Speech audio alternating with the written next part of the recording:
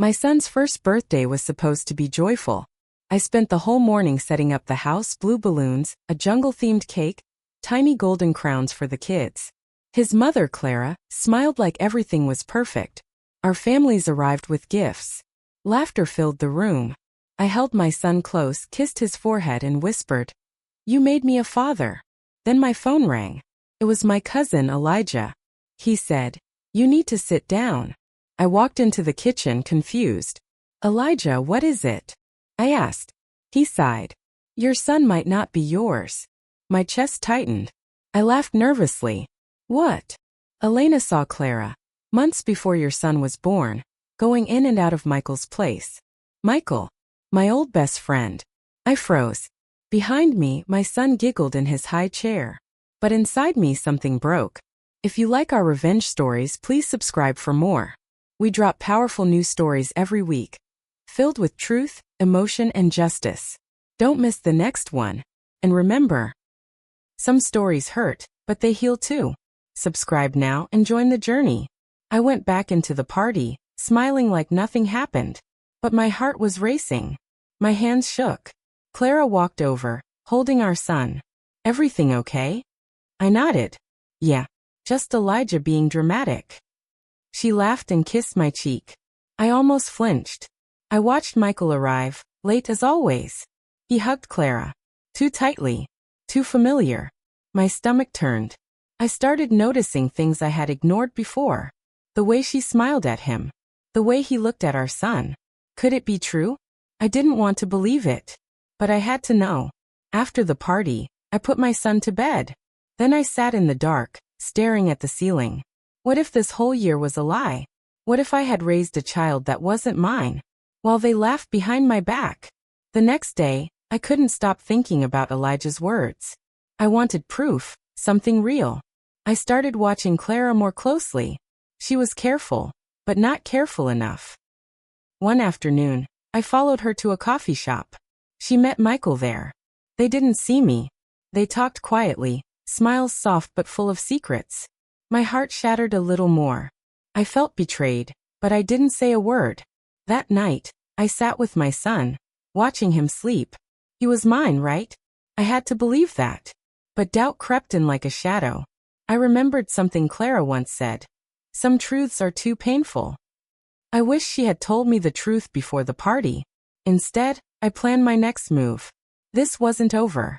Not yet. Silent revenge was starting. If you like our revenge stories, please subscribe for more. We drop powerful news stories every week, filled with truth, emotion, and justice. Don't miss the next one. And remember, some stories hurt, but they heal too. Subscribe now and join the journey. A few days later, an envelope arrived in the mail. No return address. Inside, a letter written in Clara's handwriting. My hands trembled as I unfolded it. She wrote about secrets she'd kept from me, about mistakes, lies, and fear. She said she loved me, but she couldn't be honest. The letter mentioned Michael, more than I wanted to know. But one sentence hit me hardest. "I never told you because I was scared to lose you." Why didn't she trust me? Why hide the truth from the man she loved? My son's birthday party suddenly felt like a cruel joke. I folded the letter and stared out the window. Revenge didn't seem right, not yet. But something had to change. I wasn't going to be the fool anymore. I would find the truth. And when I did, they would pay. I didn't confront Clara right away. I needed a plan, one that wouldn't make me look weak. I started digging, checking phone records, messages, anything that could confirm Michael's visits. Every text I found felt like a punch to the gut. Clara was careful, but not careful enough. I learned about secret meetings, hidden dinners, and whispered calls. But there was more. A truth deeper than I expected. Michael wasn't just a visitor. He had a stake in our son's life. Something Clara never told me. I realized this wasn't just betrayal. It was a web of lies designed to hurt me. But I stayed silent. Revenge is a game for those who wait. I was ready to play. And when the time came, I'd expose everything. For my son. For my pride. For the truth. One night, I found a box hidden in Clara's closet. Inside were photos, letters, and a small notebook. The pictures showed Clara and Michael together, Not just friends, but something deeper. The letters were worse. Confessions of love, promises, and plans for the future. But the notebook was the key. It contained notes about our son, birthdays, doctor visits, even a secret paternity test. My hands shook as I read the test results. The truth hit me harder than I thought possible. Michael was his biological father. Clara had lied to me from the start. But why? Was it love, fear, or something else? I felt anger rising inside me. But I stayed quiet. I had proof now. And that proof was my weapon. The silent revenge I promised was about to begin. I kept the box hidden and didn't tell Clara what I found. Every day I watched her, pretending everything was normal. I smiled at family dinners, laughed at her jokes, all while hiding the storm inside. My son's laughter was the only light in this dark secret. I reminded myself that silence was my strength now. Revenge isn't about rushing. It's about waiting for the right moment to strike. I began gathering allies quietly. Elijah was on my side. He helped me talk to lawyers and private investigators. We learned that Michael had a history, secrets, debts, lies. Clara never told me the full truth about him. Now I was ready to expose everything. Not to hurt my son, but to protect him. The truth would come out. And when it did, nothing would be the same. Days turned into weeks, and I kept playing my part. At home, at work, even around friends, I wore my mask perfectly. No one suspected the secret I carried.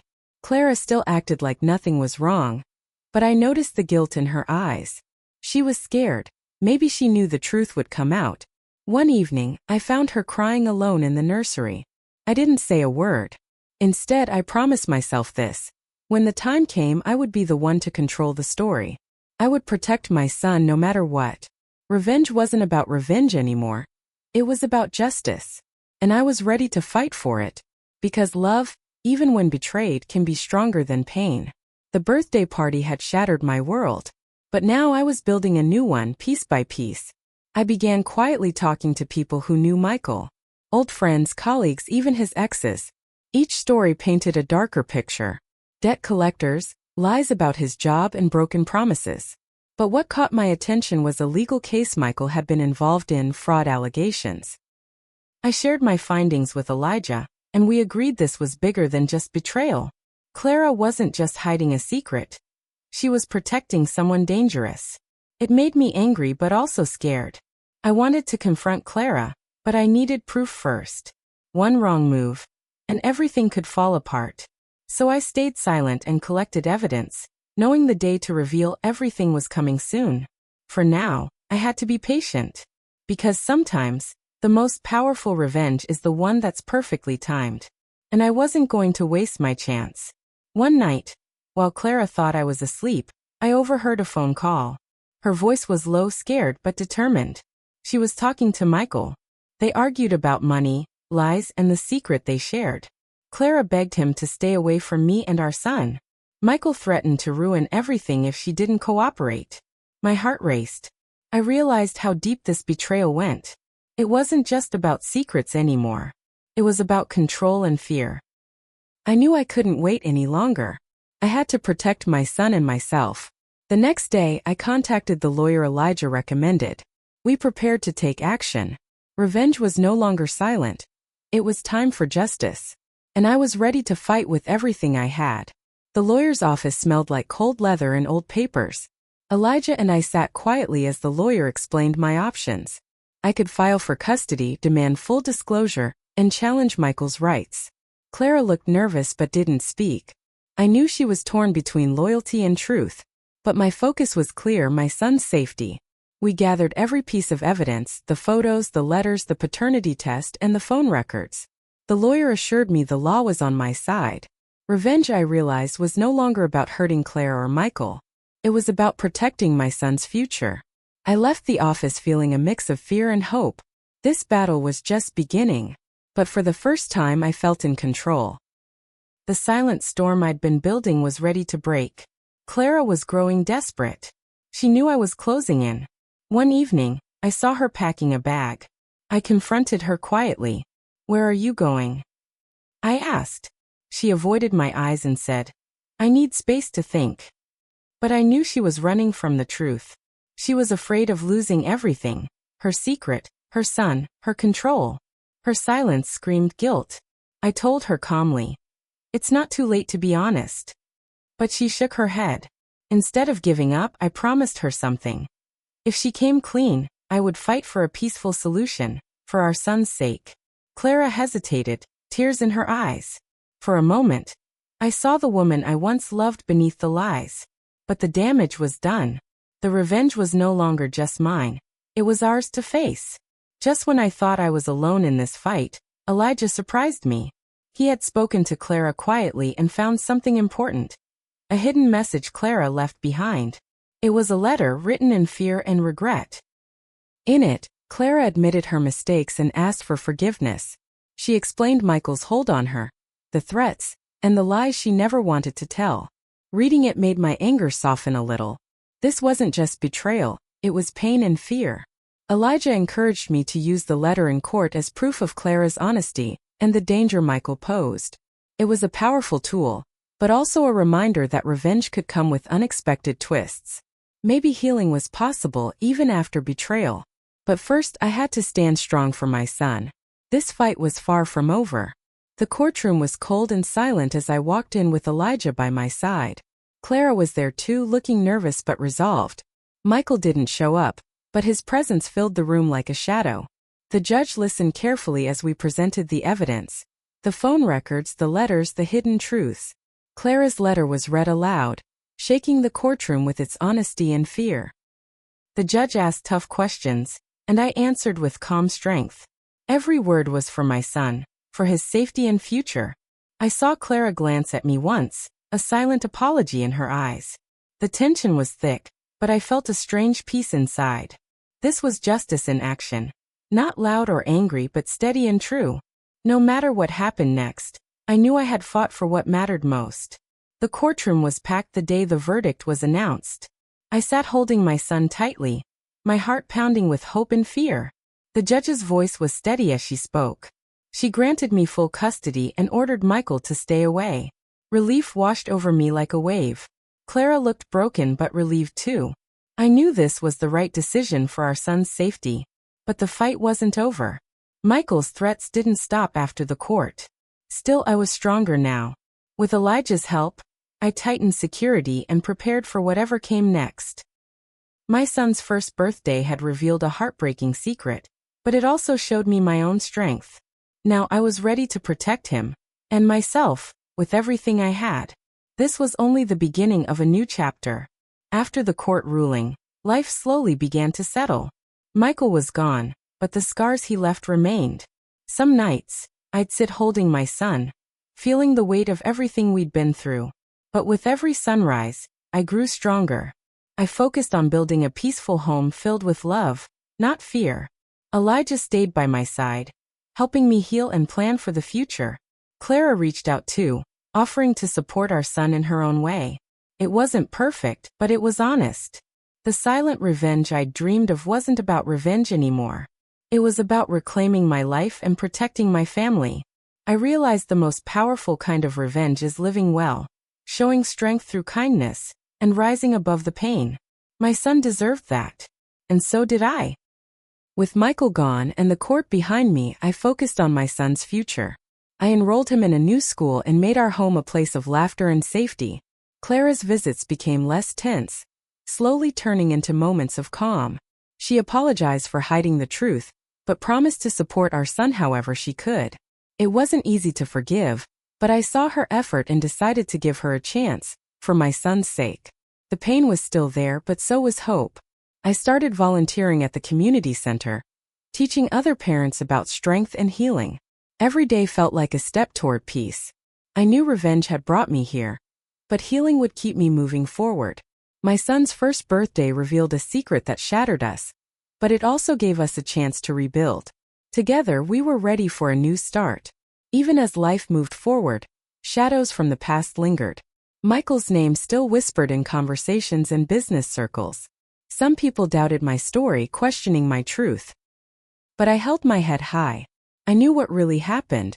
One day, I received an anonymous message, a warning to back off or face consequences. Fear tried to creep in, but I refused to let it control me. I talked with Elijah and Clara about how to stay strong and protect our son. Together, we created boundaries, physical and emotional. Revenge wasn't about revenge anymore. It was about peace and safety. I realized the best revenge was living a good life despite the darkness. The past wouldn't define us anymore. My son's future was brighter because I chose courage over fear. And that was the strongest revenge of all. Months after the court case, I decided to share my story publicly. I wrote a blog about betrayal, strength, and silent revenge. The post went viral overnight. People from around the world messaged me, sharing their own stories of pain and healing. It was powerful, knowing I wasn't alone. The truth had given me strength and connected me with others. Even Clara read the post and reached out, saying it helped her find peace too. The community support was overwhelming. My son's first birthday had revealed a heartbreaking secret, but it also led me to a new purpose. I wasn't just fighting for myself anymore. I was fighting for others who felt powerless. The most important revenge was turning pain into power and shame into strength. This was the moment I truly began to heal and help others heal too. After sharing my story, I met many amazing people who had faced betrayal too. Their courage inspired me. I started a support group for parents who felt betrayed or alone. Together we shared stories, tears, and hope. Clara joined sometimes, showing she wanted to change and be better. Our son grew up surrounded by love, not lies. Every day, I felt the weight of the past lighten a little. Healing wasn't a straight path. It was full of ups and downs. But with each step I found peace. I realized revenge wasn't about hurting others. It was about reclaiming my life. Standing tall, loving fiercely, and protecting what mattered most. This was the real victory. My son's first birthday had been painful, but it opened the door to a stronger, brighter future. And I was ready to walk through it. Rebuilding trust wasn't easy, especially with Clara. But we both wanted what was best for our son. Slowly, we started to communicate more honestly. She admitted mistakes and showed real effort to be better. I saw the changes and it made me hopeful. Our son deserved a family that could come together, even if imperfectly. At school events, birthdays, and simple mornings, we learned to support each other. The past didn't disappear, but it didn't control us anymore. Forgiveness was a process, not a single moment. With each small step, peace grew between us. I knew the real revenge wasn't punishment. It was healing and moving forward. My son's life was a new beginning, not a reminder of pain. And I chose to build that future, one day at a time. The past tried to pull me back, but I stood strong. My son's smile was my daily reminder of why I fought. Every challenge became a lesson in resilience. Clara and I, though still healing, found moments of peace. I kept building a life based on honesty and love. Michael's betrayal no longer held power over me. Instead, it pushed me to be better. I focused on my son's happiness and future. The court's decision had given me justice, but my heart gave me peace. I learned that revenge isn't about hurting others. It's about protecting yourself and those you love. My son's first birthday revealed a heartbreaking secret, but it also revealed my strength. And that strength carried us through every new day. I was ready to face whatever came next, with hope and courage. Looking back, I see how much I've grown. The pain of betrayal shaped me, but it didn't define me. I learned to set boundaries and protect my heart. Love doesn't mean ignoring lies or silence. It means standing up for yourself and your family. My son's first birthday was a harsh lesson, but also a gift. It showed me who I was and who I needed to be. I found strength in the truth and peace in letting go. Clara and I, imperfect but trying, built a new kind of family. The court battle was painful but necessary. It showed that justice can come in many forms. Revenge isn't about pain or anger. It's about healing and growth. Now I focus on love, hope, and a future filled with promise. This is the story of my strength and my son's bright beginning. A year after my son's first birthday, life felt different, lighter. The pain of betrayal hadn't disappeared, but it no longer ruled me. I watched my son grow, surrounded by love and honesty. Clara and I had built a fragile peace, one step at a time. The court's decision protected our future and exposed the truth. I realized the greatest revenge was not revenge at all. It was reclaiming my life with dignity and strength. I had turned heartbreak into hope, pain into power. My son deserved a mother who fought for him fiercely and loved him deeply. Now I look ahead with courage, ready for whatever comes next. This journey taught me the meaning of true strength. It's not about punishment. It's about healing, growth, and love. The secret revealed on my son's first birthday became the start of a better story, ours. If this story moved you, don't forget to like the video, subscribe for more powerful narratives, and share your thoughts in the comments. We'd love to hear what part hit you the hardest. Thanks for watching.